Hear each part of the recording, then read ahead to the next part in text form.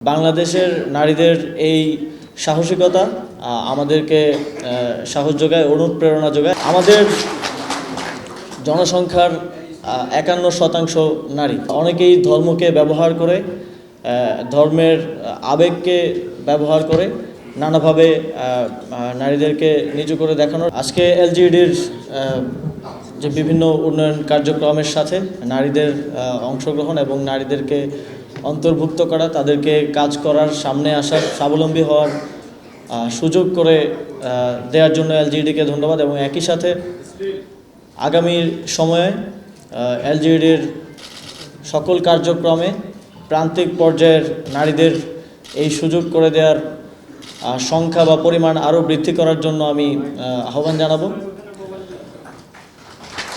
আমাদের জনসংখ্যার ৫১% নারী এবং এই বিশাল জনগোষ্ঠীকে স্বাবলম্বী সফল করতে পারলেই একমাত্র বাংলাদেশের সফলতা সম্ভব। বাংলাদেশের আপনারা জানেন রপ্তানি খাতের সবচেয়ে বড় কন্ট্রিবিউশন আমাদের পোশাক খাতে নারীদের অংশগ্রহণের ফলেই সেটা সম্ভব হয়েছে। সরকারের পক্ষ থেকে আমরা সেই অংশগ্রহণটা আরও উত্তরোত্তর বৃদ্ধি করতে চাই এবং আমরা শুধু সুযোগটা করে দিতে চাই। আমরা বিশ্বাস করি বাংলাদেশের নারীরা তাদের নিজেদের যোগ্যতা, দক্ষতা এবং মেধার প্রমাণ ইতিপূর্বে দিয়েছেন এবং ভবিষ্যতেও তার মাধ্যমেই তারা সফলতার চূড়ান্ত শিখরে আরোহণ করবেন। এটিকে কোনো বিশেষ সুবিধা হিসেবে দেখার কোনো সুযোগ নেই। এটি শুধু সরকারের পক্ষ থেকে দেশের জনসংখ্যার অন্যতম বৃহৎ একটি অংশকে কাজ করার সুযোগ করে দেয়া এবং তারা নিজেদের যোগ্যতার মাধ্যমেই আজকে যারা এখানে পুরস্কার পেলেন, যারা স্বাবলম্বী হয়েছেন, তারা তাদের যোগ্যতা, দক্ষতা এবং পরিশ্রমের মাধ্যমেই এই জায়গায় এসেছেন। এটি কোনো ধরনের কোটা নয়।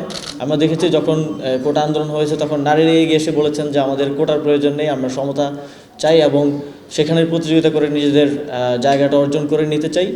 বাংলাদেশের নারীদের এই সাহসিকতা আমাদেরকে সাহস যোগায়, অনুপ্রেরণা যোগায় এবং আমরা একটি নতুন বাংলাদেশের স্বপ্ন দেখতে পারি, যেই বাংলাদেশে জেন্ডারকে কেন্দ্র করে কোনো প্রকার বৈষম্য কিংবা কোনো প্রকার বৈষম্য থাকবে না। এমন একটি নতুন বাংলাদেশ তৈরির স্বপ্ন আমরা দেখতে চাই।